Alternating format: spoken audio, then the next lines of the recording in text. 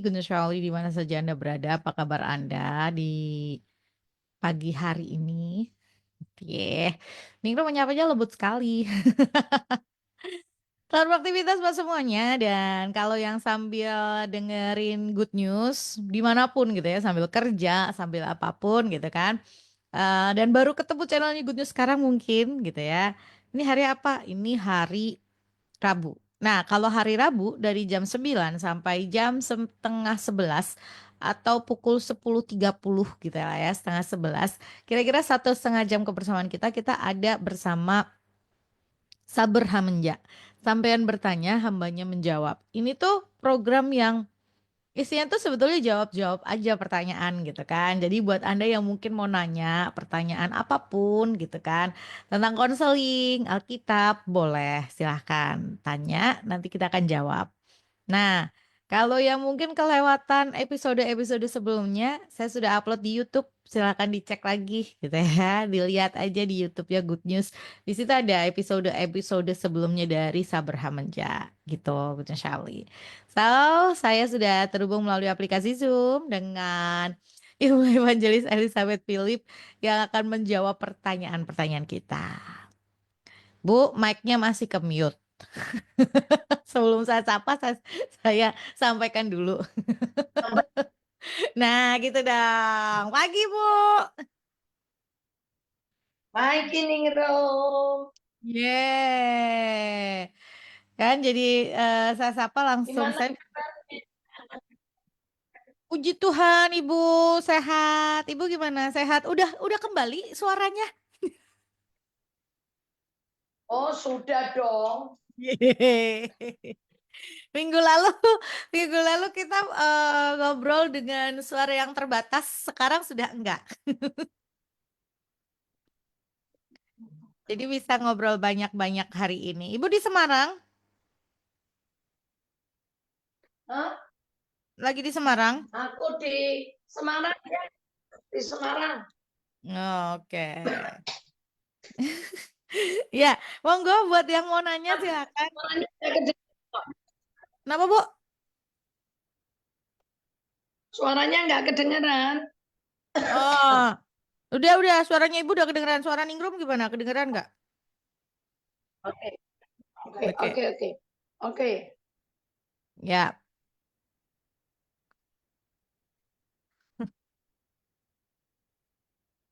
Oke, sebentar.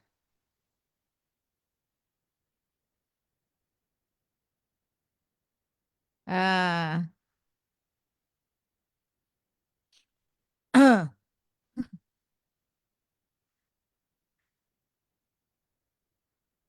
Ini ada WhatsApp yang cukup panjang banget gitu ya. Tapi coba saya bacakan ya. Terima kasih ya Pak buat WhatsAppnya. Beliau tuh pagi mengawalnya gini. Sabar Hamanja, selamat pagi, selamat pagi. Saya ingin menyampaikan kritikan. Semoga tidak membuat Anda berdua menjadi bad mood. Hmm, amin. Ini Ini terkait dengan kesaksian dari Bu Elis minggu lalu tatkala pergi ke Singapura. Bagi saya, kesaksian Anda itu hal yang indah di mana ada kuasa Tuhan yang bekerja. Namun sangat disayangkan, kesaksian itu tidak lengkap dan jika dipahami secara keliru malah akan menyesatkan bagi yang mendengarkan. Jika di keyakinan seberang ada istilah ikhtiar dan tawakal yang artinya usaha dan berserah. Saya tidak mendapati adanya ikhtiar yang Anda lakukan untuk pergi ke Singapura tersebut maupun ketika Anda di Jakarta dan kesulitan ongkos pulang ke Semarang. Ada secuil kesaksian dari Bu Risma ketika menyalon Gubernur Jawa Timur. Sama seperti Anda, beliau juga ngaku tidak punya uang, maka beliau berusaha menjual kaos yang diberi kalimat-kalimat motivasi dan hasilnya beliau mendapatkan uang 1 miliar dari penjualan kaos tersebut. Itulah ikhtiar dan juga ada tawakal yang disampaikan. Sedangkan dari kesaksian Anda, saya hanya mendapati keberserahan Anda. Malah di awal Anda menyampaikan ada seseorang yang mengenal Anda yang berniat memberikan donasi sebesar 100 dolar Singapura yang tidak kesampaian karena terlupa. Dari kesaksian Anda justru saya mendapati Anda secara halus memerintahkan Tuhan yang Anda sembah itu untuk bertindak bagi Anda sementara Anda tinggal menunggu hasilnya, entah itu mencukupi ataupun tidak dan menariknya semuanya tercukupi. Pemaparan itu sebenarnya buruk bagi generasi muda yang memahami bahwa tanpa usaha, asalkan berserah pada Tuhannya, maka segalanya akan beres. Bukankah itu berbahaya? Sebab Lukas 14 ayat 28, sebab siapakah di antara kamu yang kalau mau mendirikan sebuah menara tidak duduk dahulu membuat anggaran biayanya. Kalau-kalau cukup uangnya untuk menyelesaikan pekerjaan itu. Dari ayat di atas saya rasa Bu Elis pasti juga telah mempersiapkan diri tatkala harus ke Singapura. Dan pada kesempatan kali ini saya berharap Bu Elis berkenan memberitahukan usaha apa yang telah dilakukan. Terima kasih untuk kesabarannya. Bentar. Bu, masih di mute mic-nya. Mundur terus Oke, enggak. sudah Bu. Udah, Dah. ini, oh, sebentar. Makasih sebelumnya buat apa namanya koreksinya, ya. Mm-mm. Sebetul-betulnya karena saya pergi ke Singapura itu nggak berencana, tapi mendadak Mm. karena ada orang yang sakit yang sangat membutuhkan gitu loh, Mm-mm. ya. Jadi memang jujur kata saya nggak punya persiapan gitu. Memang dalam pengertian nggak tahu ya nih ya yang Mm-mm. saya alami ya. Kayak saya mau usaha apa? Saya nggak punya usaha apa-apa. Saya minjem nggak mungkin karena Tuhan ngajarin kita tidak meminta pinjam, Mm-mm. tetapi mencukupkan diri dengan apa yang ada. Saya pikir kalau tiket sudah tersedia, ya saya berangkat aja. Perkara Tuhan mau kasih saya apa enggak, ya enggak ada masalah kan. Mm-mm. Terus yang kedua, saya memang di Singapura itu semua tercukupi Tuhan tanpa saya minta gitu. Begitu sampai di Singapura, saya kan bayar Gojeknya pakai GoPay anak saya. Nah, setelah itu Tuhan selesaikan maksudnya dari rumah dari naik dari airport sampai ke hotel itu misi bayar pakai GoPay, uang rupiah bisa. Mm-mm. Tapi dari hotel selanjutnya yang saya ceritakan runtutan kemarin, itu Mm-mm. Tuhan pelihara kami semua tanpa kami minta, tanpa kami nyuruh orang. Bahkan justru tahun ini itu bahkan selama saya apa ya, saya nggak pernah nyuruh Tuhan karena saya tahu bahwa Tuhan itu Tuhan. Dia Mm. majikan saya, dia bukan pembantu saya Ya. yang bisa saya perintah-perintah. Maka saya nggak pernah nyuruh Tuhan. Saya cuma percaya Bapakku adalah Bapak yang tahu menyediakan segala kebutuhanku. Sebelum aku meminta kepadanya. Itu Matius 6 ayat 8 ya, atau 9 ya. Nah setelah itu selama di Singapura saya nggak pernah merintah Tuhan, saya nggak pernah minta apa-apa sama Tuhan. Saya kalau berdoa, saya nggak minta apa-apa. Dan saya cuma mengucap syukur, percaya bahwa Tuhan menyertai saya sepanjang hari. Itu. Dan ternyata toh selama saya di Singapura beberapa hari itu, 2 hari itu ya, saya ternyata bisa pergi tanpa duit. Tanpa pegang uang Singapura dolar pun saya bisa. Mm-mm. Ya, yang saya mau ceritakan kan itu. Kadang-kadang kita ini butuh, tapi kayaknya Tuhan belum menyediakan. Maka kalau kita tetap percaya, kita tetap pergi melangkah. Saya kemarin kesaksian, kan setelah saya sampai di Jakarta, transit untuk ke Semarang, baru saya terima berkat. Jadi ternyata Tuhan lebih tahu bahwa saya lebih punya kebutuhan yang perlu diselesaikan di Semarang daripada ketika saya ke Singapura. Itu Mm-mm. yang saya katakan. Ya, mungkin uh, ini yang saya katakan seperti kapan waktu ya ketika saya membangun, ketika memang sudah nggak ada apa-apa. Jadi ketika tukang-tukang sudah pada lautan, pas tepat saya terima berkat. Tapi satu kali tukang-tukang sudah sudah siap semua, sudah pakai baju, udah mau pulang. Ternyata mandornya datang dan berkata, Bapak sama suami saya, kami nggak minta uang gaji hari ini karena kami mau double di minggu depan. Karena di minggu depan itu kami ada acara selamatan. Ya, baru di situ saya tahu, oh kenapa Tuhan nggak kasih saya gitu. Karena ternyata memang Tuhan tahu kami nggak butuh hari itu. Nah, mungkin ini hanya sekedar tambahan daripada kesaksian saya ya. Jadi memang karena kalau dipikir pakai otak itu sudah nggak masuk di pikiran saya ya.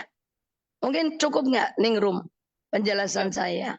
Eh, Nanti ya kalau kalau nggak jelas boleh ya tanya betul. lagi. Kalau yang nggak jelas tadi, silakan kalau mau ada yang ditanyakan lagi gitu ya. Nah, Bu, ini kaitannya dengan apa yang tadi orang akan, beliau kan juga intinya dia menanyakan gini, orang akan cuman gini, ah tahu Tuhan beres deh, akhirnya saya nggak mau berusaha. Ini kan tapi kan juga nggak benar juga ya, Bu. Oh nggak boleh karena dibilang orang males itu nggak boleh makan, nggak boleh, Mm-mm, ya kan? mm-mm. Ya lokal hanya berserah sama Tuhan yang seperti itu yang nggak pas gitu loh ya. Tapi kalau buat saya seorang hamba Tuhan yang kemana-mana saya bilang Tuhan Yesusku adalah Jehovah Jireh, Allah yang menyediakan semua kebutuhanku. Tapi pas dalam kebutuhan saya minta teman ke sana ke sini, itu malah mereka nggak bisa melihat bahwa Tuhanku memang benar Allah yang mencukupkan segala kebutuhanku, Ya, ya kan? ya. Saya hanya nunggu Tuhan aja. Saya cuma punya prinsip kalau semua dari Tuhan, oleh Tuhan, kepada Tuhan, dan bagi kemuliaan Tuhan. Kecuali itu karena ambisi saya loh Ningrum. Saya Ya. melangkah pergi ke Singapura jalan-jalan karena saya mau sendiri. Kalau saya jalan-jalan, saya pasti sudah prepare, sudah ada uang yang Ya. sudah disiapkan. Tapi karena kepergian saya ke Singapura kemarin itu mendadak. Mm-mm, Saya cuma ada tiket, ya kan? Ya mm, melangkah. Ternyata Tuhan selesaikan. ya. Behind the scene-nya gitu ya, di balik ceritanya tuh seperti itu sebetulnya gitu kan. Tapi kalau Ya. memang ini ya kita harus mengusahakan seperti itu ya. Semoga jelas dari apa yang disampaikan. Ya kalau Lanjut. saya berencana Mm-mm. pasti ada uang yang sudah siap gitu. Ya, Karena betul. ini kan rencana manusia kita ya kan. Ya, ya, Tapi ya. kalau waktu ke Singapura itu saya hanya disuruh berangkat karena ada anak yang sakit itu aja. Hmm, ya. Kalau nggak dikasih uang saku masa saya minta? Minta dong. Mana uang sakunya? Kasih dulu uang sakunya baru saya berangkat. Ya nggak mungkin. Ya Ya, ya, kan? ya. Saya ini Betul. hamba Tuhan loh ya. Jadi saya nggak pernah minta-minta sih. Selama ini saya hanya bergantung sama Tuhan. Dan Tuhan sungguh-sungguh Tuhan yang hidup. Yang ada di dalam setiap jalan hidup kita. Amin. Amin. Amin, amin. Oke, lanjut ya. Kalau masih belum jelas atau mungkin ada yang mau ditanyakan lagi silahkan ya. Bu Elis, pagi Bu Elis, pagi Ningrum. Oke, sebentar ini belum. Tolong dijelaskan Mazmur 91 ayat 15. Mazmur 91 ayat 15 di situ judul perikopnya dalam lindungan Allah. Ayat 15-nya bila ia berseru kepadaku aku akan menjawab. Aku akan menyertai dia dalam kesesakan, aku akan meluputkannya dan memuliakannya. Terima kasih. Itu sebetulnya ngejelas yang harus dijelaskan apalagi kalau Tuhan kita berseru. Ya, perhatikan itu ya. Yang di ayat atasnya kan sungguh hatinya melekat Melekat kepadaku, maka ia akan meluputkan aku. Dia akan membentengi aku sebab aku mengenal namanya. Ya, jadi orang yang hatinya melekat kepada Tuhan, Tuhan akan bentengi. Dan karena kita ini ia akan bentengi. Kalau kita mengenal Tuhan, ya, ya Tuhan itu akan membentengi kita. Jadi ada dua kata, hatinya melekat dan mengenal.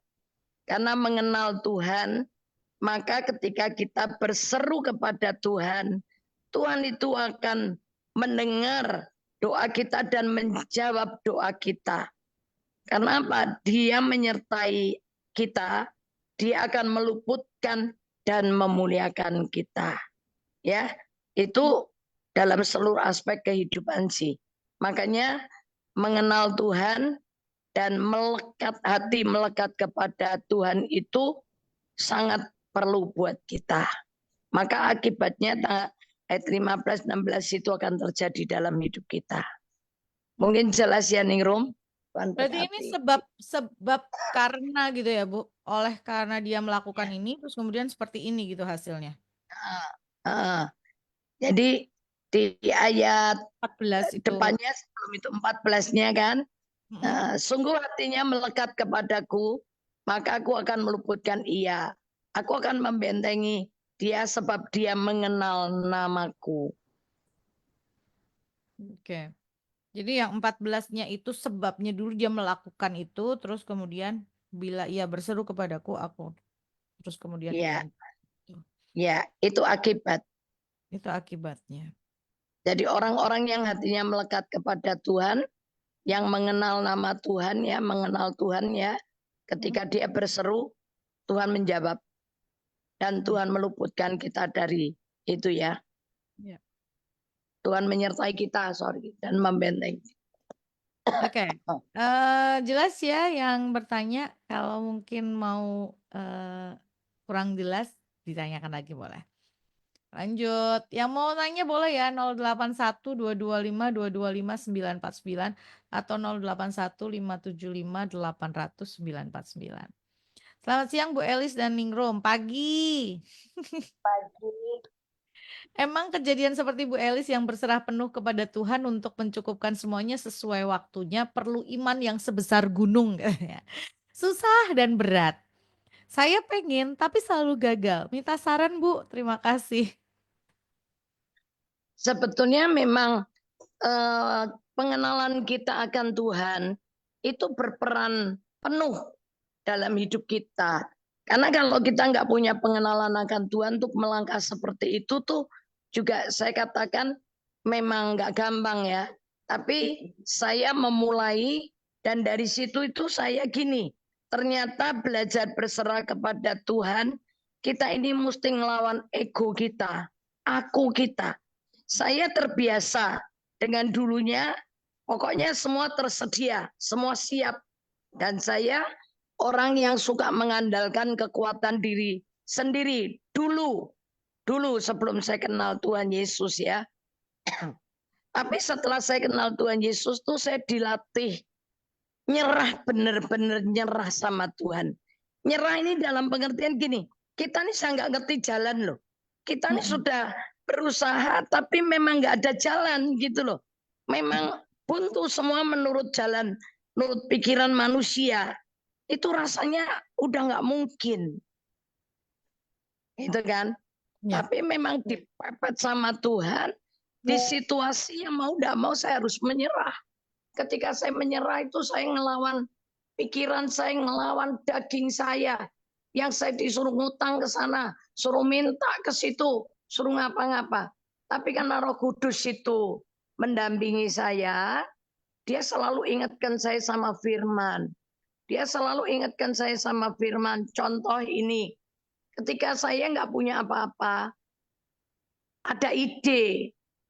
Kamu pinjam tuh ke warung sebelah. Tapi saya diingatkan sama Roh Kudus. Kamu katanya mau berhenti tidak menghutang. Ya sudah diem. Oh ya, padahal di rumah saya ada tamu. Saya nggak bisa ngasih makan tamu gimana? Terus ada ide baru, oh telepon mamimu aja. Kalau Hmm. kamu telepon mamimu, pasti dikasih. Karena orang tua nggak mungkin kan, kalau anaknya nggak bisa makan, nggak ngasih makan kan nggak mungkin. Ketika saya mau lakukan itu, Roh Kudus ingetin, loh katanya anak cucu orang benar tidak meminta-minta. Sekarang kalau kamu minta sama orang tuamu, pasti dikasih. Tapi orang tuamu nggak akan pernah lihat loh bahwa Tuhanmu tuh hidup loh. Sanggup pelihara hidupmu loh. Ya akhirnya saya diem lagi. Saya nggak melakukan lagi gitu loh Ningrum. Ya. Akhirnya tepat persis jam 2:30 sore saya dapat kiriman rantang isi makanan. Nah selesai. Dari situ saya ngalami breakthrough. Oh ternyata begitu aku berani nyerah dengan melawan pikiranku, melawan egoku, kesombonganku, melawan harga diriku. Nyatanya Tuhan itu bisa tolong kita ya. Gitu loh Ningrum. Ya. Ya. Ya.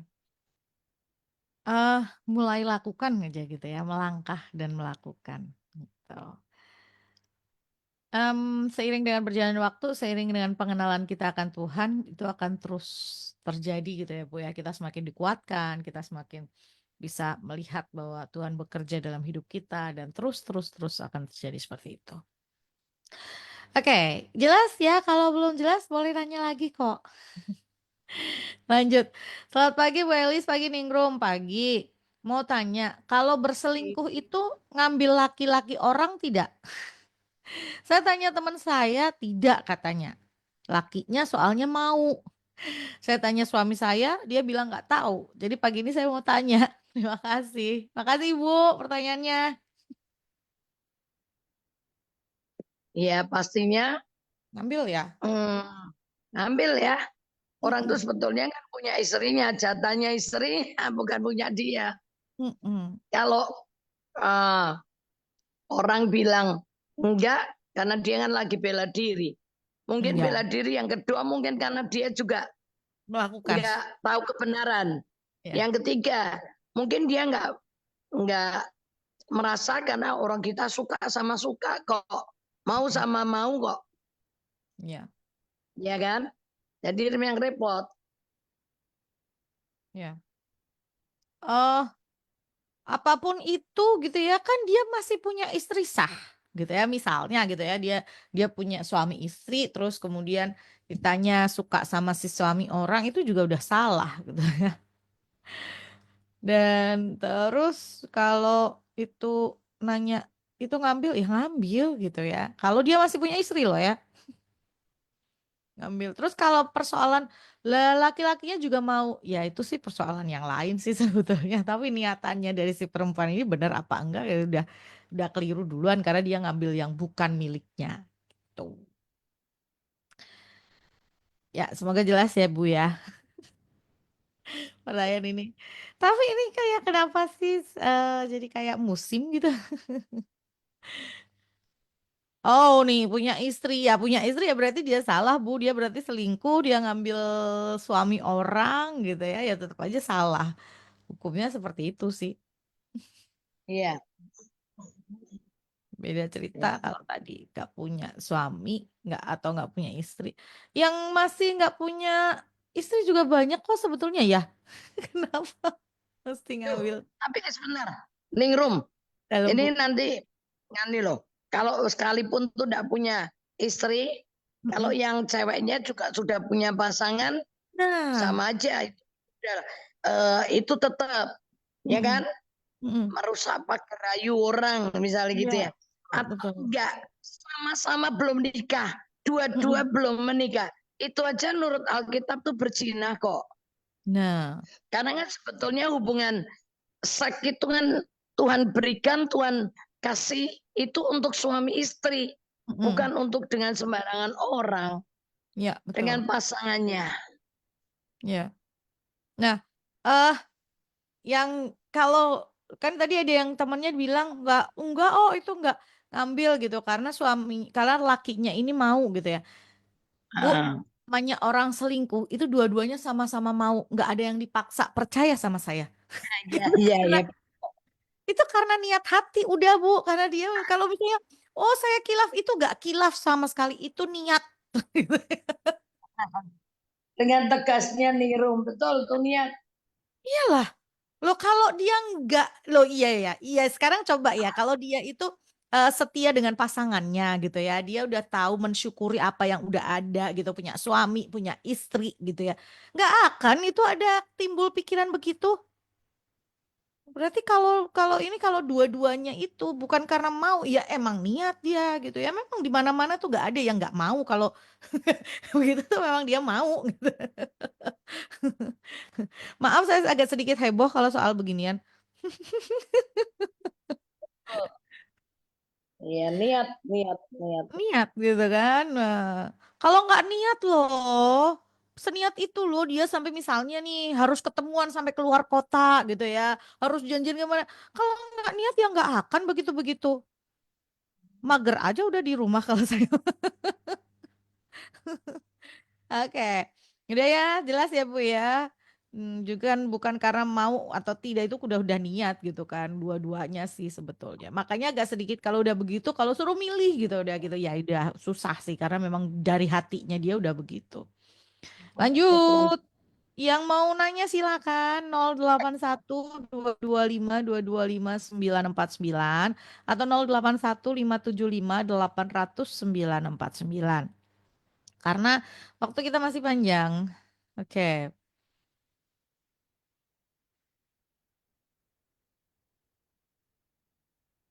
Eh, Oke, sebentar, sebentar, sebentar. Oke, ini ada pertanyaan lagi. Ya, kirim ke kita ya boleh loh kalau mau tanya 081 225 225 949 atau 081 575 800 949. Shalom Bu Elis, saya mau bertanya. Suami tadi pagi dengar suara, kamu sekarang kujadikan manusia baru. Caranya gimana? Istrimu saya ndak mengerti artinya. Makasih. Hah? Maksudnya istrimu saya nggak ngerti itu maksudnya gimana? Nggak tahu Bu, nggak ada titik komanya. Hmm. Tadi pagi suaminya dapat suara bahwa Hmm, akan menjadikan kamu engkau ya, manusia kamu baru. sekarang kujadikan manusia baru. Caranya gimana? Ya kan? Terus ini ada kalimat Hmm. istrimu saya ndak mengerti. Artinya makasih. Aduh, sebentar, sebentar, Istrimu, sebentar. Ini istrimu, lagi mengetik.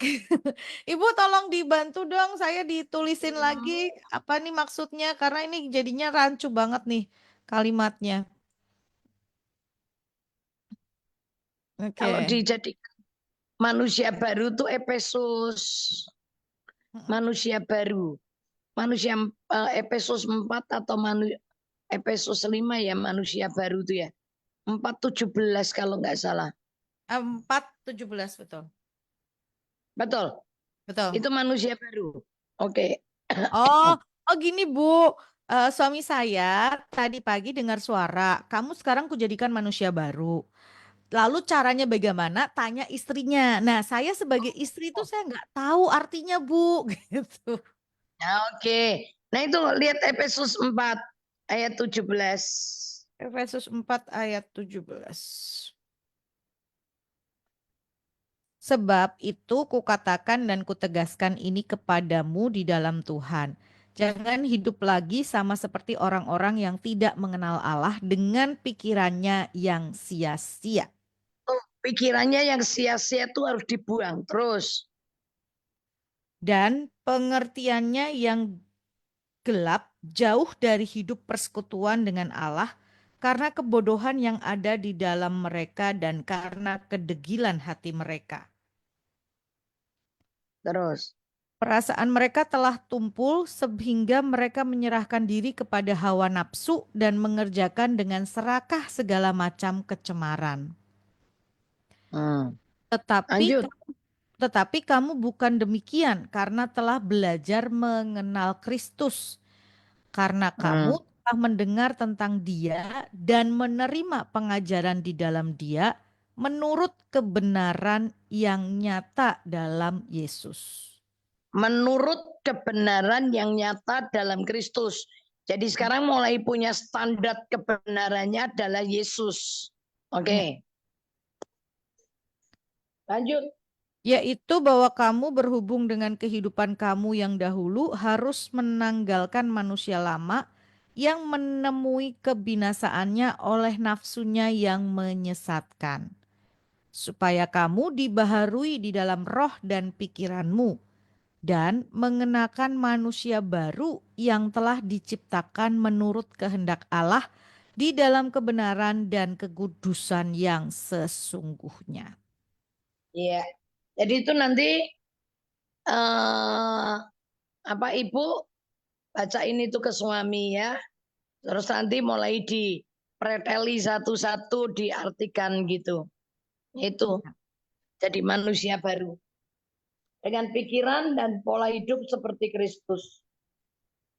Oke, ya. Bu, semoga jelas ya, Bu. Efesus 4 nanti saya chat Ibu, saya tuliskan. Oke, Pak Alwan terima kasih ya. Pak Alwan ini kirimkan WhatsApp untuk menjelaskan dan menerangkan tadi yang saya sampaikan, tapi saya agak sedikit susah. Saya kasih bantu analogi aja ya Kak Ningrum katanya gitu. Oke, kalau ada anjing di rumah orang, lalu kita panggil dengan makanan. Lalu mau datang, lalu kita ambil bawa pergi. Nah, lalu apa itu artinya mau sama mau dan bukan mencuri? Nah, analoginya mudah gitu. Pak, persoalannya kalau anjing itu kalau sama makanan ya dia mau gitu ya. Mau dikatakan mencuri ya dia mau gitu. Tapi kalau manusia itu kan punya akal budi. Dia mau dibujuk rayu kalau dia mau berarti kan juga mau. Pinter.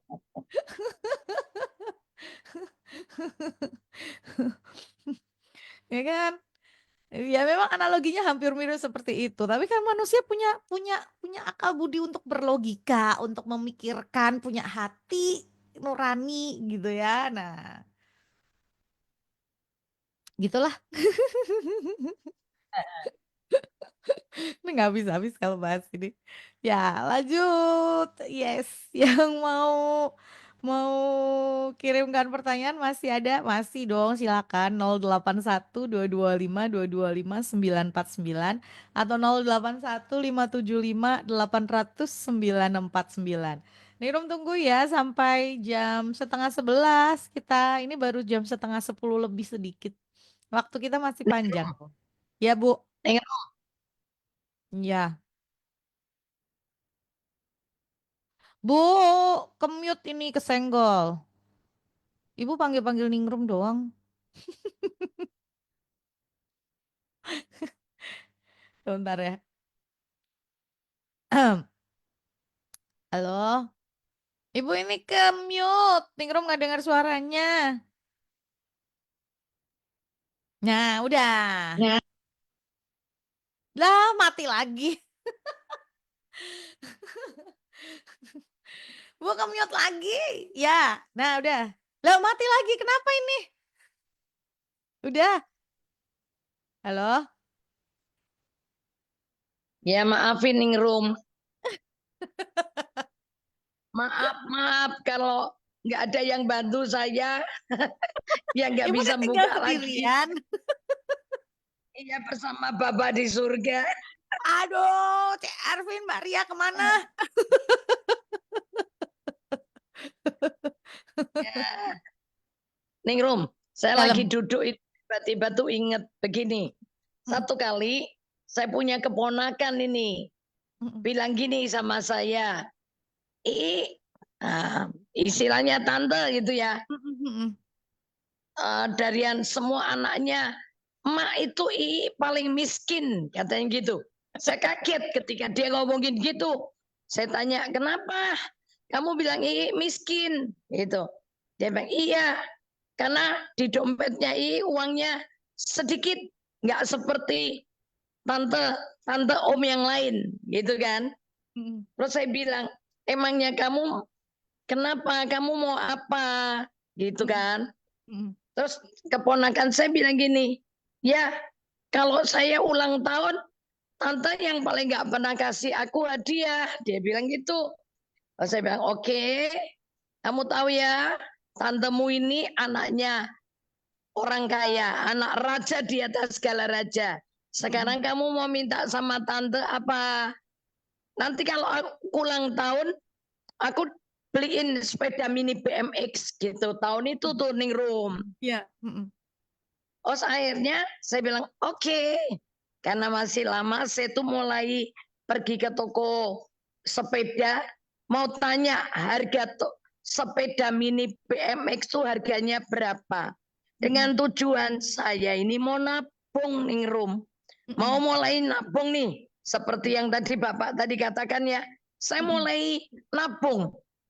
Saya mulai nabung sedikit, itu punya uang. Saya masukkan ke tabungan untuk beli sepeda mini BMX karena kalau menurut saya buat orang lain itu murah kali, tapi buat saya itu mahal. Ya. Nah, setelah seperti itu saya udah nabung berapa lama, tiba-tiba di persekutuan ini, tiba-tiba ada orang duduk di samping saya, gedabluk. Duduk di samping saya. Itu lagi khotbah itu pendetanya. Dia bilang ini, apa ibu yang kemarin pergi pernah ke toko saya? Toko apa? Toko sepeda. Nah, toko sepeda yang saya datang itu banyak loh. Itu saya nggak tahu toko sepeda. Ibu di mana? Dia bilang di satu jalan, di satu tempat. Oh ya, pernah saya lihat. Bos, saudara, saya bilang nanti aja setelah firman selesai. Setelah firman selesai, ibu ini nyambung cerita sama saya. Dia bilang, saya tadi kaget ketika lihat ibu, wajah ibu. Saya teringat satu kali setelah ibu ke toko sepedanya dia kalau malam sudah tutup toko, sudah gelap semua, dia ngelihat wajah saya. Saya itu nungguin sepeda mini BMX warna kuning. Dia katanya nurut dia, saya itu berdiri di samping sepeda mini BMX itu. 3 hari berturut-turut Ningrum. Wow. Sampai akhirnya, Tuhan maksud Tuhan itu apa? Ini sudah gelap loh. Udah setengah 12 malam. Tapi kenapa setiap kali aku ngelihat ada perempuan yang nungguin sepeda mini BMX. Hari ketiga itu ketika dia nanya, Tuhan bilang kasih sepeda mini BMX itu ke dia. Lah saya mau cari orang itu di mana? Saya mau cari orang itu di mana? Dia nggak tahu kan? Karena dia bukan orang Kristen gitu loh. Sampai satu kali hari itu dia ketemu saya, dia bilang aku tadi diajak temanku itu ke persekutuan ini. Dan ketika saya lihat wajah ibu, saya kaget sekali. Ternyata, oh ini orangnya toh. Gitu kan. Oh, dia bilang, Bu, saya janji ya Bu, sepeda BMX itu saya kasih ke ibu. Saya bilang, oh ya terima kasih. Gitu kan. Tapi saya nggak nanya nih kapan mau ngasihnya. Kapan kamu mau kasih saya tuh lupa. Cuma bilang terima kasih. Rasanya nggak sopan kalau saya nanya ya. Itu etika kita ya. Jadi saya diem. Tapi sejak hari itu saya santai Ningrum. Saya nggak nabung lagi. Sudah terlanjur dijanjiin orang. Saya nggak nabung lagi. Pas jatuh tempo hari ulang tahun keponakan saya yang jadi kaget. Tewasaku orang nabung. Orangnya tidak pernah muncul lagi. Orangnya nggak pernah datang lagi ke persekutuan. Ya cuman sekali itu aja. Waduh, piye nih? Cuman saya gini, ya udahlah. Kalau sampai nggak dapet, ya saya kalah sama keponakan saya. Saya nggak bisa menunjukkan ke keponakan saya bahwa benar-benar bapakku tuh kaya, gitu kan.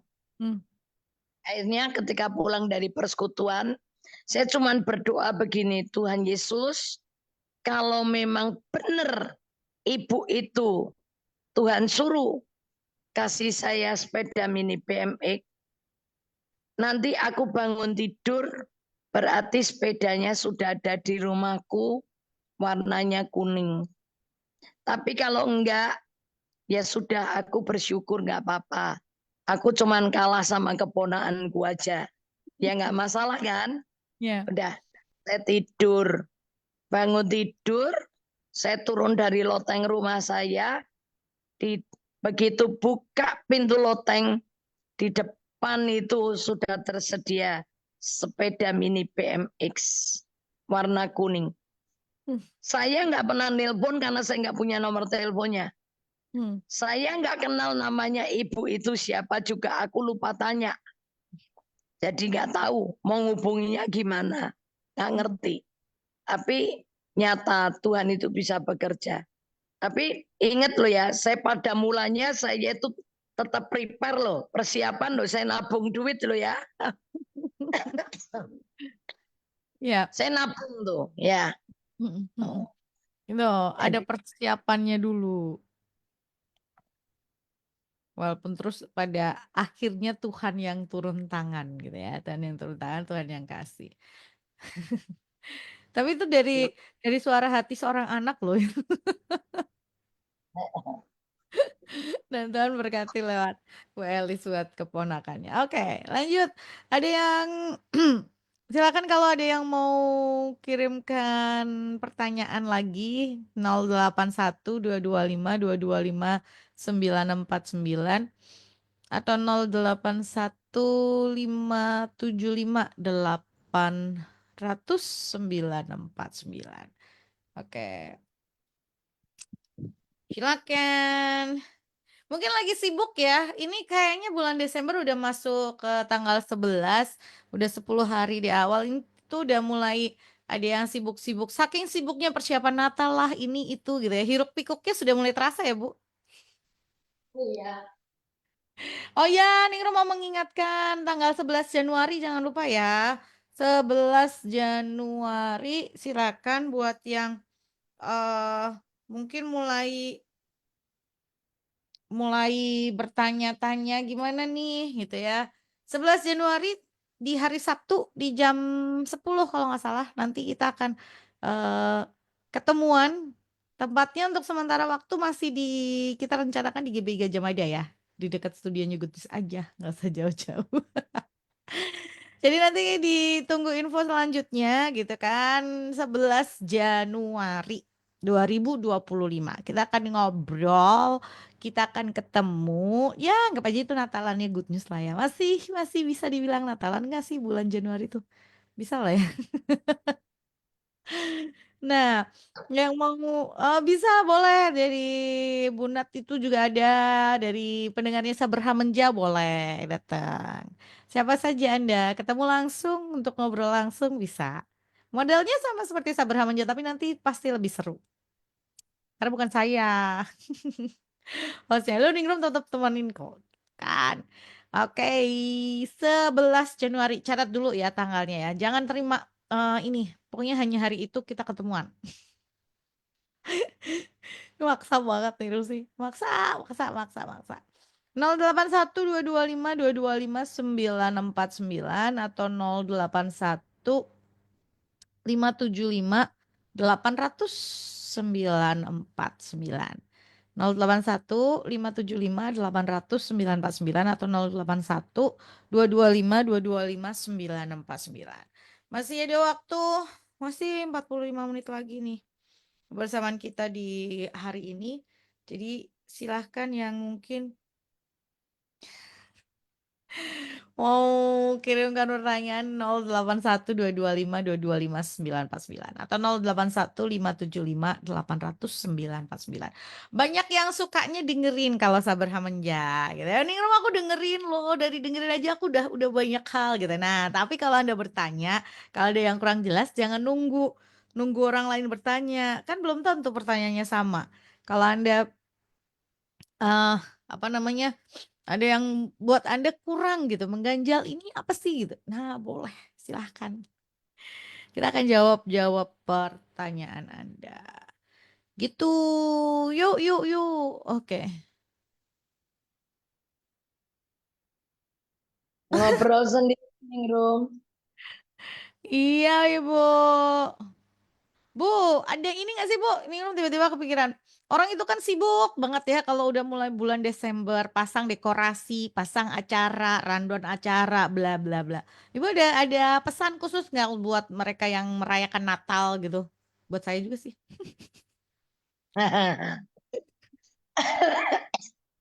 Ya, hitungan semua Natal itu memperingati kembali Mm-mm. bahwa betapa besarnya kasih Allah akan dunia ini. Ya.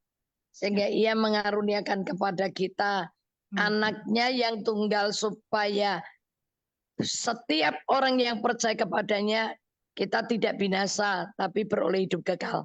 Amin. Itu kan memperingati keselamatan Mm-mm. yang telah kita terima. Ya kan? Mm-mm. Ya. Mestinya happy. Buat saya ngelihat begini nih Rum. Natal yang terjadi dalam hidup saya itu adalah hari penyelamatan hidup saya. Ya. Dari dulu saya pergi, saya mencoba berdoa, saya mencoba berpuasa, saya melakukan ritual agama apapun, Pancasila ya, Mm-mm. itu karena kepengen selamat. Ya. Karena Ya. kepengen selamat. Ya. Saya nggak pernah tidur sebelum jam 12 malam. Karena saya mesti ngadep langit dulu untuk berdoa, baru saya tidur. Itu yang saya lakukan. Tapi saya nggak bisa lepas dari dosa, Ningrum. Ya. Saya tiap kali sebelum masuk kelas berdoa, saya naik kapel. Saya masuk ke kapel. Saya berdoa lebih dulu. Tapi buat dosa. Hari Sabtu saya masuk ke kamar pengakuan dosa. Ngakui semua dosa yang saya lakukan. Itu tandanya saya kepengen kan lepas dari dosa. Ya. Tapi nggak bisa. Setelah keluar dari kamar pengakuan dosa, dikatakan ya anakku dosamu diampuni. Dan jangan berbuat dosa lagi dapat denda. Saya lakukan. Dendanya saya bayar. Tapi keluar dari gereja, saya buat dosa lagi Ningrum. Mm-mm. Itu saya jengkel sekali. Sampai ketika Yesus lahir dalam hatiku, saya benar-benar terima keselamatan. Karena ketika saya terima Yesus, saya terima paket komplit, yaitu saya terima kasih karunia dan kebenaran. Nah, kasih karunia Allah ini, kuasa ilahi ini memampukan saya lepas dari dosa dan memampukan saya melakukan kebenaran. Dan sejak hari itu saya selamat. Nggak seperti dulu Ningrum. Ada banyak orang menghakimi saya dengan berkata kamu dosa, kamu nggak benar, kamu begini begitu. Stres saya Ningrum. Saya Mm. bilang aku juga kepengen keluar dari dosa. Ya. Tapi tolong ajarin aku gimana caranya aku lepas dari dosa. Nggak ada satupun orang yang bisa ngajari saya melepaskan diri dari dosa. Bahkan orang tuaku sendiri aja bilang, nih, tapi potong nih tangan, jari ini. Kalau kamu mati masuk surga, kamu tiap hari ke gereja tapi kelakuanmu kayak setan. Itu stres buat saya tambah stres loh Ningrum. Ya. Maka saya lihat Yohanes 3:17 itu dia bilang Allah mengutus Yesus bukan untuk menghakimi dunia tapi untuk menyelamatkan dunia. Nah Ya. itu saya benar-benar terima keselamatan di hari Natal. Maka setiap Natal itu kita ingat, Tuhan Yesus pernah lahir di hatiku. Hati yang dulu kotor seperti pasar, banyak kotoran. Tuhan selesaikan dengan dihiasi, dengan gemerlapnya lampu, dengan hiasan-hiasan yang indah, yang buat Natal, pohon Natal itu jadi indah. Mengingatkan kehidupanku ini harus seperti pohon Natal ini. Ya. dilihat orang indah, menyenangkan. Itu aja Ningrum. Ya. eh Refleksi seperti ini penting gitu ya. Jangan kita terkacaukan dengan hingar-bingar perayaannya, tapi kita lupa mengingat bahwa ini loh, momentum Natal itu adalah mengingat tentang keselamatannya kita, gitu ya. Momen Allah lahir di dalam hati kita dan memulihkan setiap kita. Itu penting. Jadi nanti Iya. setelah selesai Natal, hati kita tetap tetap seperti itu gitu, disegarkannya seperti itu. Itu ya Gus Shali ya. Karena yang ini sekarang lagi mulai sibuk ini, sibuk itu. Ya, buat yang mungkin mau nanya lagi silakan 081225225949. Hmm,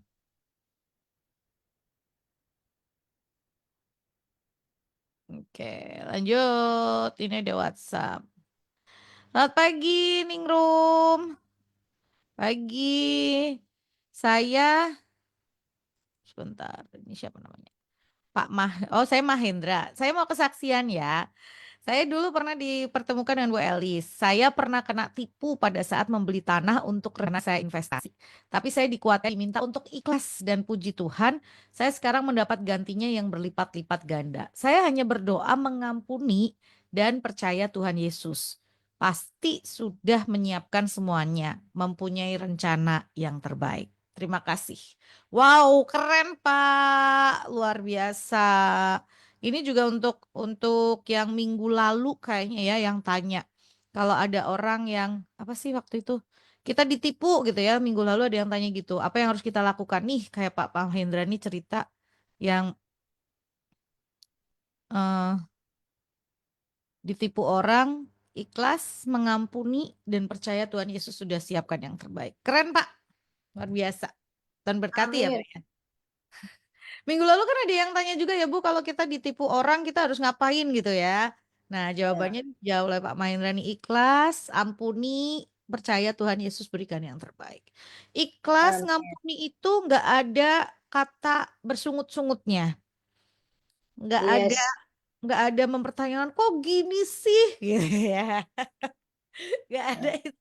Orang ikhlas itu ya benar-benar ya udahlah gitu ya udah ikhlas gitu, nggak lagi yang musuh aku harus ngampuni ya nggak ada pertanyaan seperti itu. Itu namanya ikhlas. Kalau kayak waktu itu Bu Eli sempat cerita ya, kalau kita udah mengampuni yang benar, mau kita kelintas wajahnya, mau kita ketemu orangnya, mau kita ngeliat fotonya, di dalam hati tuh udah nggak ada rasa apapun gitu. Udah biasa aja. Kalau kata teman saya udah nggak ada rasa sengkring-sengkring kata gitu. betul. Sengkring-sengkring itu bahasa Indonesianya apa saya juga nggak tahu. Cenut-cenut. Cenut. Padha wae to cenut-cenut cegering-cegering. Iya. Jadi kalau kita udah ngampunin orang, kita udah bener-bener ngomong ikhlas, kita mau lihat fotonya aja. Loh, orang yang belum bisa ngampuni, nggak ngelihat fotonya, denger nama yang sama itu loh.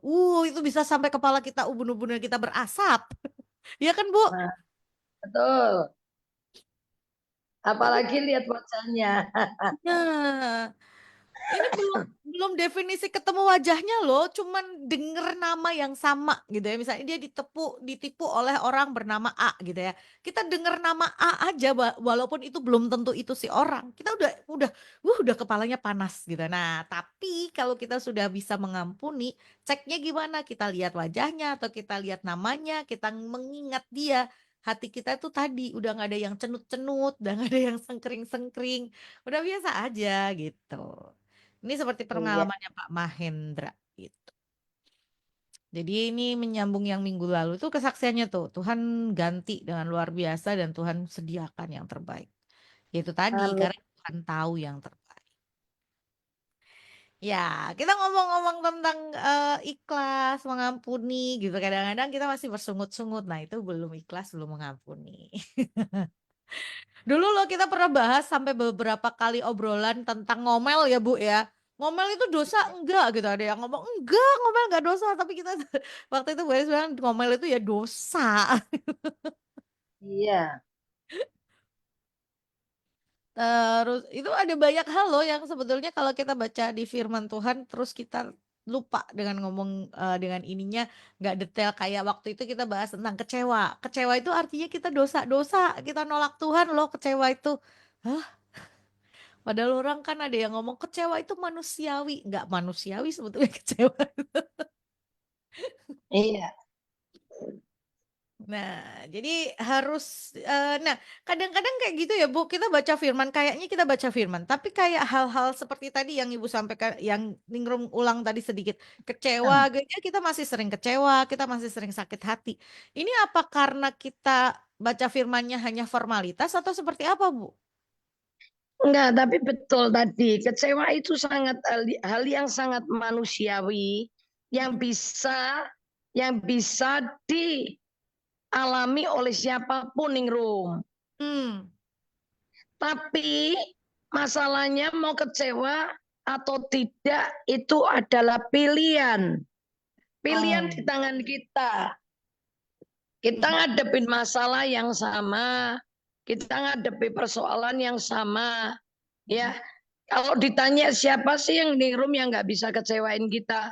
Semua orang bisa kecewain kita. Anak kita bisa kecewain kita. Orang tua kita bisa ngecewain kita. Saudara kita bisa ngecewain kita. Ya kan? Bos kita bisa ngecewain kita. ya, Tapi karyawan kita juga bisa ngecewain kita. Pendeta, pendeta bisa kecewain kita. Jemaat, oh bisa sangat mengecewakan pendeta. Tapi kan mau kecewa apa enggak Tuhan pilihan. Kalau kita memilih tidak kecewa, kita akan berbahagia. Tapi kalau kita milih kecewa, berarti itu di situ kita dosa. Karena apa? Kita akan menolak Yesus. Kan gitu Ningrum. ya, Makanya kita ini kalau ngadepin masalah, pilih aja untuk tidak kecewa. ya. Selamat, kita justru akan terima pertolongan gitu loh. Berarti kalau misalnya respon pertama kita gitu ya, ketika kita menghadapi masalah kecewa itu masih normal. Normal, normal. Hmm. Kecewa itu kenapa kita kecewa? Karena apa yang kita harapkan itu tidak terjadi. Ya. Apa yang kita harapkan terhadap orang itu tidak terjadi. Kita Mm-mm. nggak dapatkan. Kan kita kecewa tuh Ningrum. Ya, Mm-mm. tapi selanjutnya keputusannya itu loh.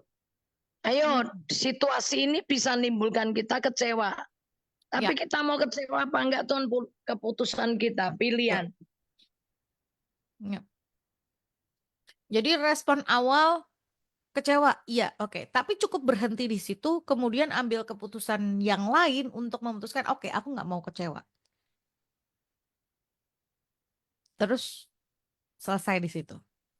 Kalau itu dilanjut terus-terus dibumbuin, disiramin, dia akan tumbuh jadi tadi menolak Yesus tadi. Iya. Jadi cukup sampai di situ. Titik kecewa ya udah sekali sudah selesai gitu ya. Enggak, aku nggak mau kecewa. Aku mau memutuskan untuk aku tidak kecewa. Itu Shelley. Oh, yang mau kirim WhatsApp boleh loh sambil kita ngobrol kayak gini. Kita bisa kirim WhatsApp 081 225 225 949 atau 081 575 800 949. Masih punya waktu banyak sih 30 menit loh masih panjang. Kita tuh sediaan waktu 1,5 jam loh Bu Shelly. Dan kita Jangan udah jalan, pura-pura. kita udah Ningrum, jalan 2 tahun. Iya Bu, ngomong ya ngomong, tapi jangan terus mukanya cembetut gitu. iya saya nggak cemberut Bu, saya senyum. Nah, kalau sekarang ketawa nih betul, ya kan? Tadi sambil gini, ya lo, kita udah sampai 1,5 jam lo Itu ya. bukan bukan cemberut, saya sedang berusaha Ya, memelas biar ada yang kirimkan iya, WhatsApp. ya, ya, ya. Tapi makanya jadi mulutnya jadi kayak orang minggup lebih nggak lebar. Tadi kan lebar smile terus. Sekarang tiba-tiba jadi kecil gitu loh mulutnya. Ya lihat videonya saya mulutnya lebar loh. Ya mau nanya silakan loh 081 225 225 949 atau 081 575 800 949. Nah, silakan. Karena apa? Karena kita akan jawab pertanyaannya sampai nanti. Sampai jam 10:30. Nggak ada yang... Malam. Aduh, ibu nggak ada acara habis ini.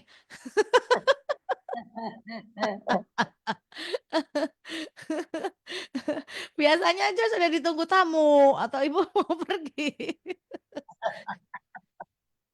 Iya. Masih di Semarang sampai kapan, Bu? Hah?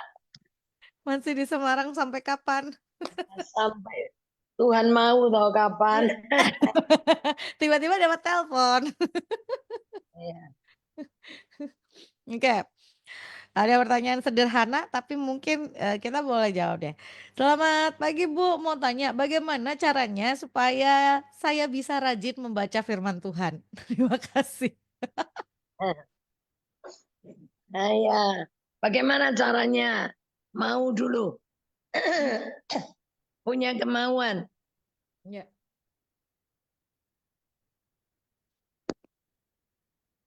Awalnya dari mau dulu. Iya, mau. Tuhan tolong aku.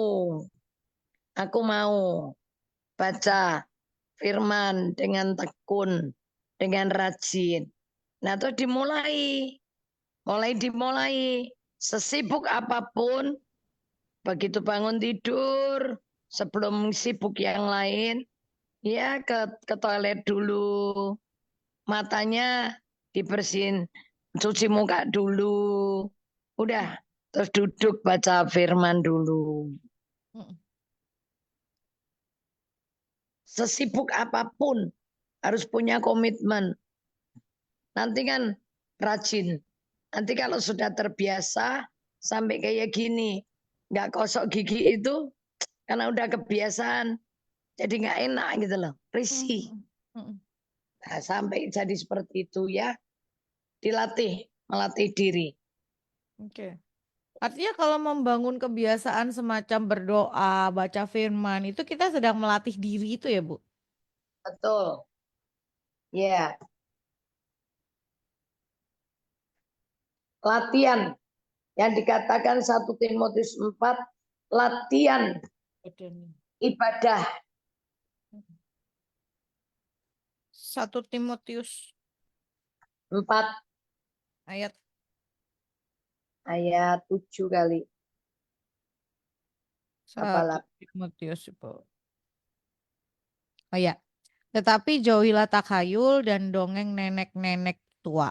Latihlah dirimu beribadah.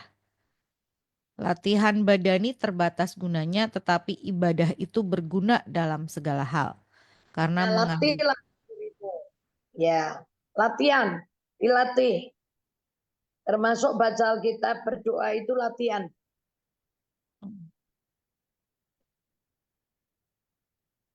Tapi kalau pesan saya sih ya sama seperti kita sedang melatih misalnya nih olahragawan yang berlatih gitu ya konsisten untuk tiap hari olahraga dan lain sebagainya. Tipsnya itu satu ya. Tipsnya satu. Kalau udah konsisten jangan berhenti. Berhenti sekali besok akan ada alasan untuk berhenti terus. Betul ya, Bu? Betul. Kalau udah mulai gitu ya, udah mulai latihannya udah konsisten setiap hari terus sudah jadi sebuah kebutuhan, ya udah jangan pernah berhenti. Karena ketika kita berhenti sekali besok itu akan selalu ada alasan yang kadang-kadang alasannya itu buat kita kayak yang ih kok kayak gitu alasan gitu ya tapi akan ada selalu alasan untuk kita berhenti gitu apapun itu. Nah, jadi Iya. kalau sudah latih terus sudah konsisten ya itu ah lanjutin ya, ini ada yang lanjutin ya biar rame. Terima kasih dibikin rame. Baru tahu kalau Bu Elis dulunya Pancasilais katanya. Bukankah sebenarnya apa yang Bu Elis raih sekarang ini dapat disinkronkan dengan keyakinan Anda yang dahulu, terutama dengan sebelah? Saya mau menyebut, aduh jangan deh, Sarah. Halo Bu. Maksudnya gimana nih? Aku nggak nanggep. Saya juga nggak paham. Bukankah sebenarnya apa yang Bu Elis raih sekarang ini dapat disinkronkan dengan keyakinan Bu Elis yang lama atau yang dahulu? Sinkronkan itu maksudnya gimana, Pak? Disinkronkan ini Disamakan. disamakan. Sinkronkan itu bahasa Indonesia apa sih? Samakan artinya. Nggak tahu. Dises- Disesuaikan, disinkronkan tuh. Iya, dises- disesuaikan. Iya. Oke, tolong ketik ulang, Pak. Mungkin saya yang terlalu kurang menangkap bahasa yang tinggi ini. Sesuai, sesuai Disesuaikan. kenyataan. Maksudnya disesuaikan apa? Maksudnya kekristenan itu sama dengan yang lain gitu atau seperti apa? Kalau penangkapan saya itu, oh ternyata kekristenan itu ya sama aja sama kepercayaan yang lain gitu. Penangkapan saya sih seperti itu. Apakah salah? Nolong, tolong, tolong, tolong. Sedang diketik. Ini yang mengetik banyak. Tapi kan kita pernah bahas gitu ya kekristenan. Oh belum, belum, belum, belum. Ditunggu loh. Maksud, maksudnya Gimana? gimana? Yang ngetik banyak tuh maksudnya gimana? Oh, bukankah yang lama itu juga menggunakan buku yang sama? Maksudnya Alkitabnya itu sama gitu loh, Bu. Oh ya nggak Terus sama dong. jika Nggak yang sama. jika yang sekarang sudah dipahami, bukankah mudah untuk diselaraskan dengan yang lama? Terus Eh, harus berjalan berdua gitu. enggak. Kelihatannya nggak gitu sih. Iya. Saya di yang lama tuh saya nggak punya buku. Hmm, Saya nggak punya buku. Tapi itu ajaran nenek leluhur saya yang hmm, sebelum jam 12 malam mm, belum boleh tidur. mm, mm, Kemudian saya doa itu pakai bahasa Jawa. Orang Jawa bilang mijil. Kalau mm, saya berdoa tuh pakai bahasa Jawa kromo. Gusti ingkang Maha Suci, kula nyuwun pangapura dumateng Gusti ingkang Maha Suci. Sirola, datula, sipatula, bla bla bla pakai bahasa itu gitu loh Ningrum. Dan mm, itu enggak ada bukunya semua, mm, mm, hanya buku kecil panduan. Hanya buku kecil panduan aja yang saya punya. mm. Terus saya kan juga pergi. Pokoknya Pancasila lah, saya ini dulu Pancasilais. Semua agama baik buat saya.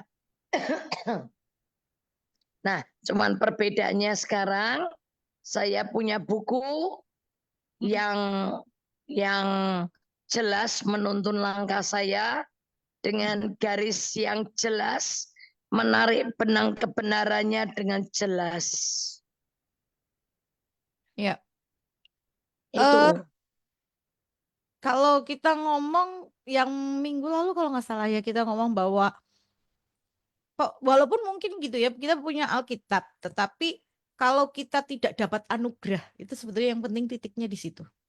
Ya Bu ya. Ya, juga ya bisa juga. Yes, kalau kita tidak dapat anugerah kita juga nggak akan memahami. Nah, turning pointnya sebetulnya di situ, gitu kan? Nah, makanya gini, kalau dibilang perbedaannya begini. Kalau kita melakukan kekristenan itu seperti yang lain, ritual, semua yang dikerjakan itu ritual. Ya, Berdoa pun dengan pengetahuan, tanpa pengetahuan yang cuma ritual. ya, Lapor, sepertinya tiap kali ketemu Tuhan itu cuma majukan proposal.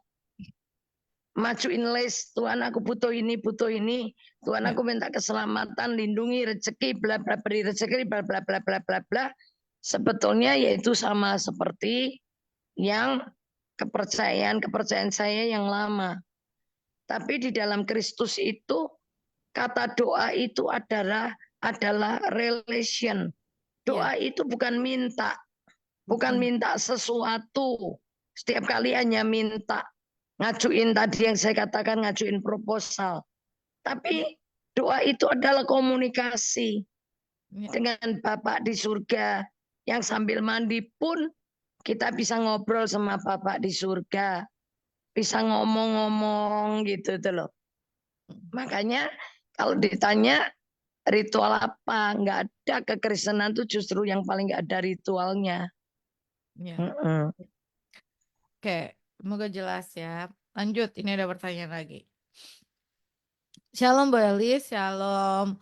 Mau nanya, bagaimana cara mengatasi rasa rendah diri dan rasa seperti rasa takut gitu?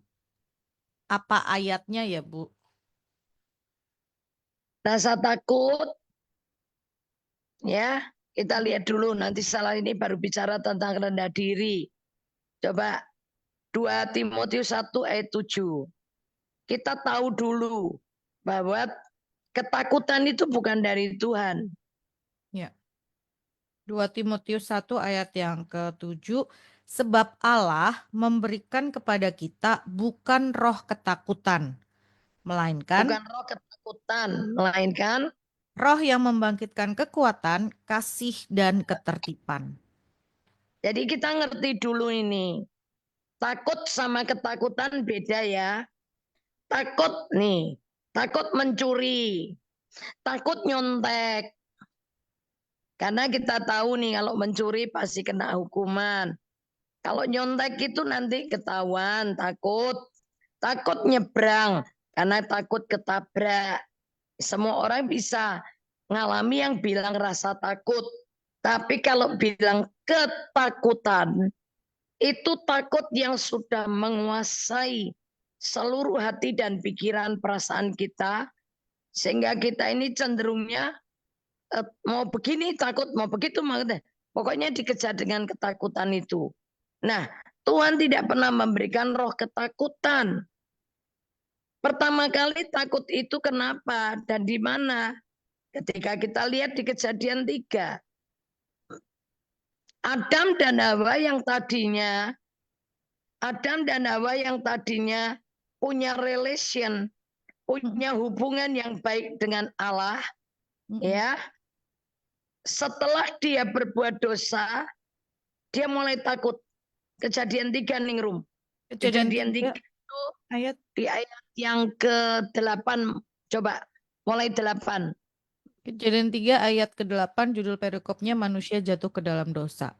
Ketika mereka mendengar bunyi langkah Tuhan Allah yang berjalan-jalan dalam taman itu pada waktu hari sejuk, bersembunyilah manusia dan istrinya itu terhadap Tuhan Allah di antara pohon-pohonan dalam taman. Sembunyi terus. Tetapi Tuhan Allah memanggil manusia itu dan berfirman kepadanya, "Di manakah engkau?" Ia menjawab, "Ketika aku mendengar bahwa engkau ada dalam taman ini, aku menjadi takut karena aku Aku menjadi takut karena aku telanjang. telanjang, sebab itu aku bersembunyi." Lihat, pertama kali munculnya takut, rasa takut adalah ketika Adam dan Hawa mulai jatuh dalam dosa. Yang biasanya dia bergaul akrab dengan Allah, tapi ketika dia sudah jatuh dalam dosa, mendengar langkah kaki Tuhan memasuki taman itu aja, Adam dan Hawa takut, maka mereka sembunyi. Nah, dosa itu apa? 1 Yohanes 3 ayat 4 berkata, 1 Yohanes 3 ayat 4. dosa ialah Setiap orang yang berbuat dosa melanggar juga hukum Allah, sebab dosa ialah pelanggaran hukum Allah. Lihat, ketika kita berdosa, kita melanggar hukum Allah, pasti kita merasa adanya rasa ketakutan tuh dalam hati kita. Gimana caranya membebaskan diri kita dari rasa ketakutan? 1 Yohanes 4 ayat 18. 1 Yohanes 4 ayat 18. Di dalam kasih tidak ada ketakutan. Kasih yang sempurna melenyapkan ketakutan. Benar, Sebab di dalam kasih tidak ada ketakutan. ya, Di dalam kasih, Allah itu kasih di ayat 16-nya. Allah Ya. itu kasih. Di dalam Allah tidak ada ketakutan. Maka Allah tidak pernah memberikan roh ketakutan buat kita. Ya. Ya. Ya. Tapi setiap kita melanggar hukum Allah, maka kita itu dihinggapi rasa takut. Ya. Bagaimana melepaskan rasa takut? Yang bisa melepaskan kita dari rasa takut apa? Di ayat 18 bagian B. Di dalam kasih tidak ada ketakutan. Kasih yang sempurna Melenyapkan. melenyapkan ketakutan. Kasih yang sempurna itu siapa? Kasih yang dikaruniakan itu adalah Yesus. Jadi ketika Anda dan saya terima kasih karunia Allah, Anda dan saya terima Yesus, Ya. maka Yesus itu, sang kasih karunia itu akan melenyapkan ketakutan itu dari hati kita. Amen. Lanjut, sebab ketakutan mengandung penghukuman, Sebab dan barang ketakutan siapa, mengandung hukuman, dan barang siapa takut, ia tidak sempurna di dalam kasih. jadi cara melenyapkan ketakutan, terima kasih karunia Allah, yaitu Yesus. Begitu Yesus itu Anda undang masuk dalam hatimu, jadi Tuhan dan Juru Selamatmu, maka ketakutan akan lenyap dari hidupmu. Itu tentang ketakutan ya. Tadi kan pertanyaannya, bagaimana melepaskan diri dari ketakutan. Nah, ayatnya saya kasih lengkap. Sekarang rendah diri, minder, ya, nggak pede. Bangun dirimu berdasarkan apa kata Tuhan. Selama ini mungkin Anda minder karena mendengar kata orang. Goblok, kamu bodoh, kamu jelek, kamu nggak bisa apa-apa. Kamu begini, kamu begitu, kamu begini, kamu begitu. Itu yang membuat Anda rendah diri. Tapi mulai sekarang tutup telingamu terhadap kata orang, tapi mulai perhatikan apa kata Tuhan tentang hidupmu. Bahwa Tuhan berkata di Yesaya 43, Yesaya 43 ayat yang keempat. Yesaya 43 ayat yang keempat. Oleh karena engkau berharga di mataku dan mulia, dan aku ini mengasihi engkau, maka aku memberikan manusia sebagai gantimu dan bangsa-bangsa sebagai ganti nyawamu. Jadi bangun dirimu dengan kata ini. Ngaca di depan kaca bilang, hidupku ini berharga di mata Tuhan, mulia dalam pandangan Tuhan dan Tuhan mengasihi aku. Kenapa? Hidupku ini berharga di mata Tuhan. Karena dia menciptakan kita. Kejadian 1 ayat 27. Kejadian 1 ayat 20. Maka Allah menciptakan manusia itu menurut gambarnya, menurut gambar Allah. Gambarnya, menurut gambar Allah diciptakannya. Diciptakannya dia, laki-laki dan perempuan diciptakannya mereka. Nah, katakan ini, aku berharga di mata Tuhan, mulia dalam pandangannya dan Tuhan Yesus mengasihi aku. Karena aku ini diciptakan menurut gambar Allah. Menurut gambar Allah aku ini diciptakannya. Aku ini diciptakan bukan menurut gambarnya kuda. Bukan menurut gambarnya tikus. Bukan menurut gambarnya kambing. Bukan menurut gambarnya kerbau. Ular. Enggak. Aku diciptakan menurut gambarnya Allah. Jadi Anda dan saya tahu, Anda dan saya ini adalah potretnya Tuhan. Amen. Jadi kalau kita sadar kita ini potretnya Tuhan, apa yang buat kita minder? Apa yang buat kita rendah diri? Rendah diri. Bangun dengan perkataan itu dari hari ke hari, ucapkan berkali-kali. Bilang, aku nggak bodoh, karena Tuhan memberkati aku. Di ayat 28-nya lanjut. Allah memberkati mereka, lalu Allah berfirman kepada mereka, beranak cuculah dan bertambah banyak, penuhilah bumi dan taklukkanlah itu. Berkuasalah atas ikan-ikan di laut dan burung-burung di udara dan atas segala binatang yang merayap di bumi. Nah, merekanya ganti dirimu. Maka Allah memberkati aku Lalu Aaron dan berkata, nah wes itu ikuti semua dari itu ayat 28. Ya. Oke, lanjut satu pertanyaan lagi ya Bu. Yuk. Selamat pagi Kak, saya ingin cerita dan bertanya. Jadi saya sedang menjalani hubungan beda agama kurang lebih sudah berjalan selama 5 tahun. Dalam menjalani hubungan ini seringkali saya overthinking tentang hubungan saya ke depan. Awalnya saya menceritakan kekhawatiran ini ke mama saya. Mama saya hanya berkata, coba kamu percaya beriman, doa dan puasa. Tanya dan minta sama Tuhan agar hati pasangan dan keluarganya bisa tergerak untuk bisa menerima dan mengikut Tuhan. Saya akhirnya mengikuti saran mama saya, tapi di dalam hati saya masih merasa takut dan ragu akan kedepannya apakah ini saya yang tidak kuat iman atau bagaimana. Apakah saya harus tetap berpuasa minta jawaban Tuhan? Tapi saya merasa kok belum ada jawabannya ya. Apakah saya juga puasanya berkurang benar? Saya sebenarnya cukup takut untuk sharing hal ini karena pasti akan disarankan untuk memutuskan hubungan. Namun setelah mendengar saran mama saya juga berpikir nggak ada yang mustahil bagi Tuhan. Di lain sisi juga, tapi saya merasa kok nggak ada jawaban dari Tuhan. Terima kasih. Ya jawaban Tuhan itu sudah ada di Alkitab kok. Minta jawabannya seperti apa lagi? Ya kan? Ya. Karena jawabannya adalah terang dan gelap nggak bisa bersatu. Mm, Yang kedua, kalau sudah tahu, ya terang dan gelap nggak bisa bersatu.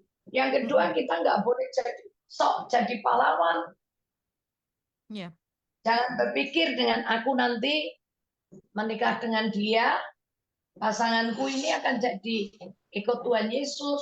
Lah kita aja yang sudah ikut Tuhan Yesus saja kita nggak taat. Boleh dikasih tahu. Bergaul, berteman boleh.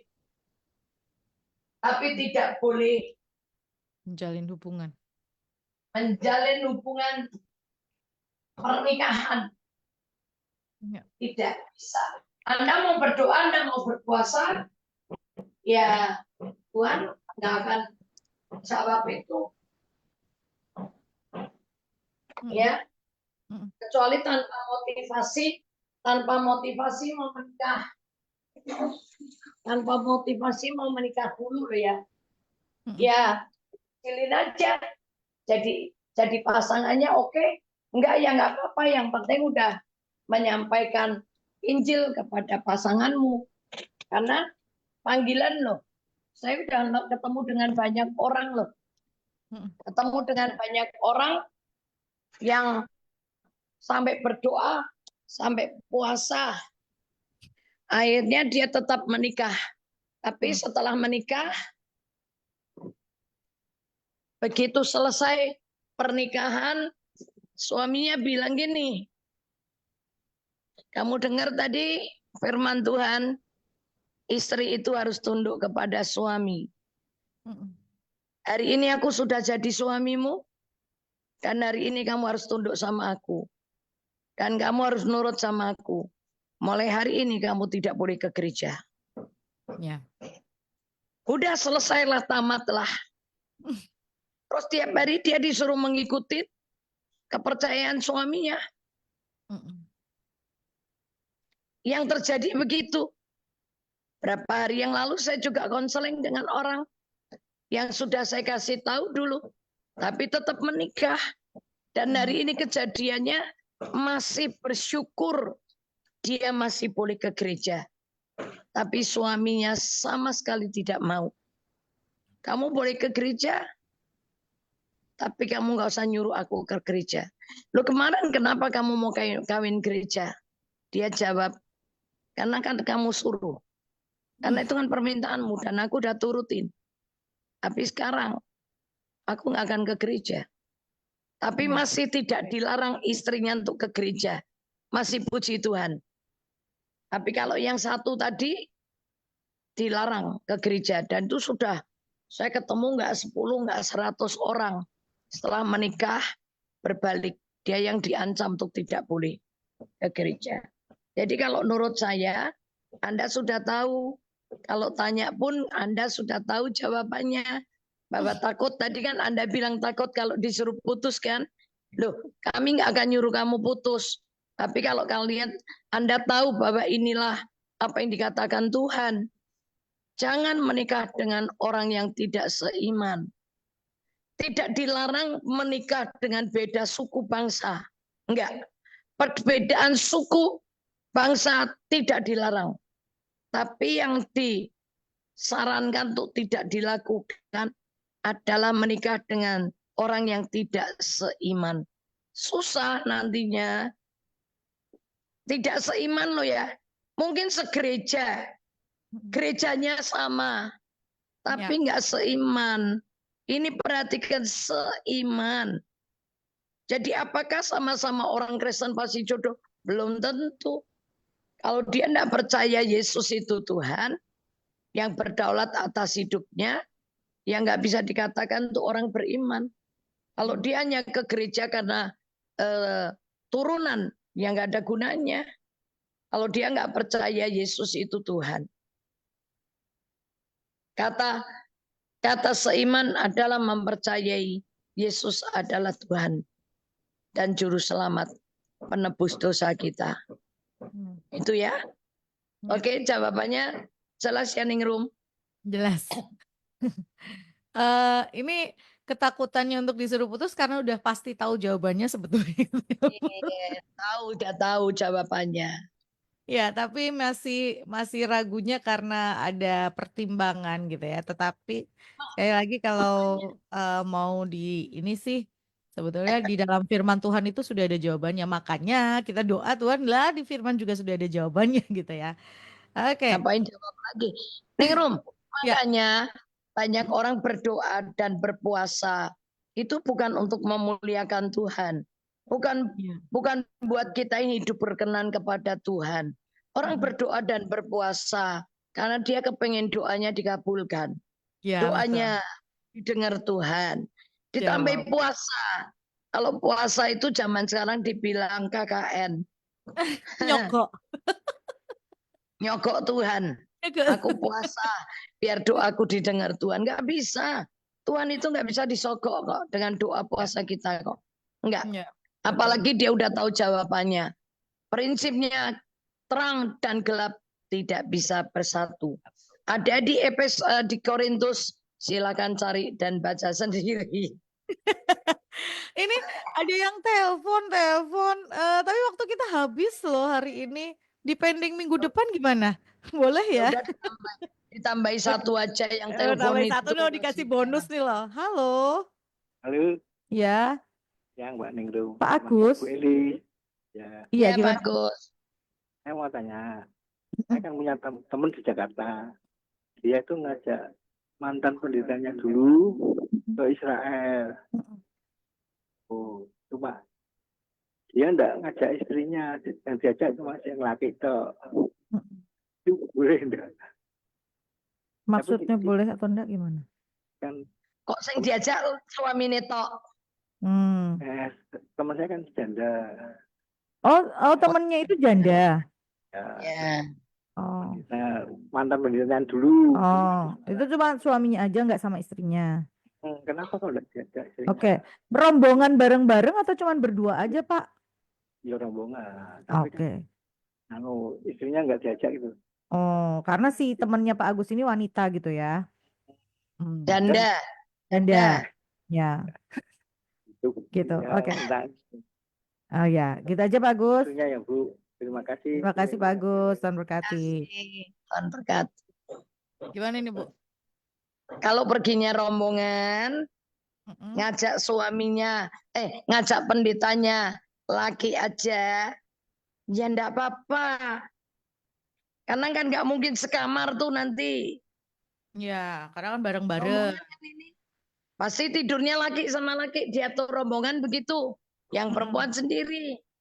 Mungkin yang ngajak jemaatnya kayak janda ini punya duitnya, cuman bisa bayari suaminya, pendetanya aja, lakinya, gitu kan? Salah nggak? Ya enggak. Tapi kalau pinter, pendetanya suruh ngumpulin duit, suruh ngajak istrinya, gitu. Jadi Nggak yang apa-apa dibayarin kalau yang satu bayar sendiri. yang satu bayar sendiri. Itu lebih baik, ya Oh kan? iya. Kalau Ya. nggak punya uang, ya nggak apa-apa. Mm-mm. Saya ngajak pendeta-pendeta pergi. Mm-mm. Yang saya bayari kalau saya punya duit ya cuma suaminya aja. Karena Mm-mm. yang pendeta suaminya, istrinya bukan pendeta. Mm-mm. Itu kan? Karena Ya. pendetanya nggak sering khotbah. Jadi Mm-mm. pendetanya lebih harus melihat konkret Ya. Alkitab itu nyata. Itu perlunya. Ya, Mm-mm. saya kirim dia dulu. Tapi sayanya nggak ikut. Yang saya kirim pendetanya aja, saya sendiri juga nggak ikut.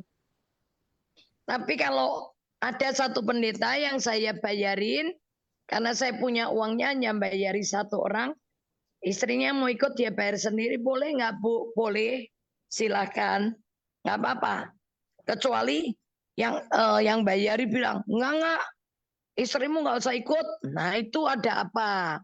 Perlu Ya. dicurigai. Tapi Ya. karena coba tanya, boleh nggak kalau aku bawa istri, aku bayar sendiri, tapi istriku ikut bayar sendiri, Mm. istilahnya begitu. Pasti boleh. Ya Ya. Pak Agus, mungkin itu jawabannya. Tuhan Ya. berkatin. Dan berkati ya Pak Agus. Jadi berpikir baiknya adalah memang ada dananya begitu gitu ya. Tapi kalau ini ya si pendeta ini suruh bayarin istrinya gitu ya. Jadi ini berpikir Ya, baiknya seperti itu. Kalau rombongan tur itu kan memang diatur dari turnya ya nggak mungkin pria dan wanita gitu kan. Pasti pria sendiri, wanita sendiri seperti itu kan.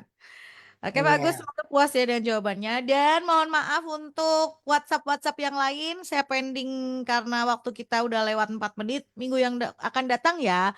So sorry, minggu yang akan datang pasti saya jawab deh. Termasuk ini tanggapan-tanggapan, ada beberapa yang menanggapi minggu depan ya. Nanti saya catat. Nah, oke, Bu, terakhir seperti biasa pesan buat pendengar. Peringati Natal ini dengan satu kata, Tuhan Yesus datang bukan untuk menghakimi dunia, tetapi untuk menyelamatkan dunia. Jadi Ya. kalau Yesus datang ke dalam dunia aja nggak pernah menghakimi dunia, Hmm. tapi menyelamatkan kita sebagai pengikutnya. Jadi orang Kristen jangan suka menghakimi orang lain, Ya. tapi selamatkan teman-teman kita. Ya, kalau dia lagi dalam kasus dia nggak bisa mengampuni, selamatkan dia. Beri nasihat, jangan dihakimin, tapi kasih terus nasihat, dibimbing untuk dia sampai mau mengampuni. Sehingga ketika dia mengampuni, temanmu ini juga menyelamatkan musuh atau orang yang berbuat jahat kepada dia. Ya, Tuhan Yesus memberkati. Amin. Terus berkati, amin. Bu Elis, terima kasih ya. Ketemu lagi minggu depan. Tuhan berkati.